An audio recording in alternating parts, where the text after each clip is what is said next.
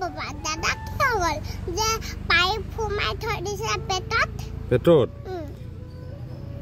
দাদা ভাগৰ হাও ফাওত ফুটা ওলাই গৈছে বোলে আও হাও ফাওত ফুটা হৈ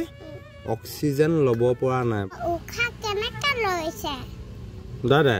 দাদা উখা ল'বই পৰা নাই দাদা বিহু খাব নাপাব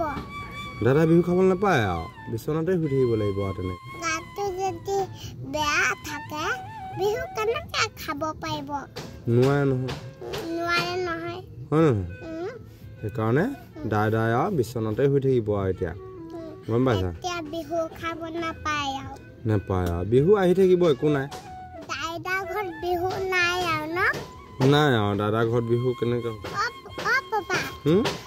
মা পাপা বিহুত কান্দি থাকিব কা ভাগৰ যে দাদা হ'ব দাদা ভাগৰ জীৱনটোহে ডাঙৰ বস্তু আমি যদি জীয়াই নাথাকো বিহু আৰু পিঠা কথা চিন্তা কৰি কিবা লাভ আছে জানো নাই নহয় হয় নহয় সেইকাৰণে আমাৰ জীৱনটো অতি মূল্যৱান বস্তু আমাৰ জীৱন থাকিলেহে আমি যিকোনো কাম কৰিব পাৰিম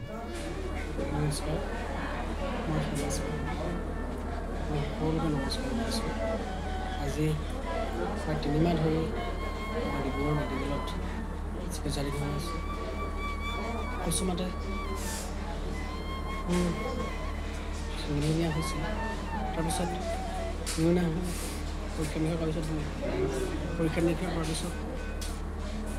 লাঞ্চত টিবি হ'ল বুলি ধৰা পৰিলে আৰু টিবি ওপৰত মোৰ এই লাঞ্চ ফুটা হৈ গ'ল আৰু সেয়েহে উশাহ নিশাহ মই 3 দিন উশাহ নিশাহ ল'ব পৰা নাছিলোঁ অক্সিজেন মাস্ক ব্যৱহাৰ কৰি থকা আছিলোঁ দেখিছে আপোনালোকে এইটো হাওঁফাওঁটো বেয়া হোৱাৰ কাৰণে ফুটা কৰি থৈছে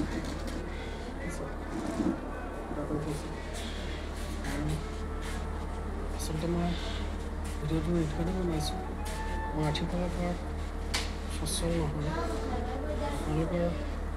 সহায় আৰু সহযোগিতা বিচাৰিছোঁ এই বৰ্ণিল মেগৰ জৰিয়তে যাতে জীৱনটো মোৰ কাৰণে প্ৰিয় নহয় মই যাতে জীয়াই থাকি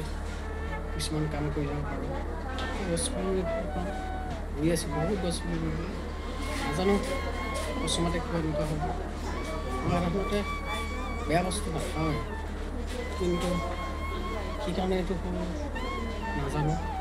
আশীৰ্বাদ কৰিব মই যাতে সুস্থ হ'ব মই উঠোঁ তাকে আপোনালোকৰ সহায় কৰিবলৈ বিচাৰিছোঁ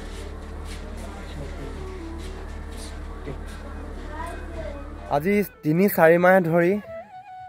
ICUত থাকিলে 2 মাহ আৰু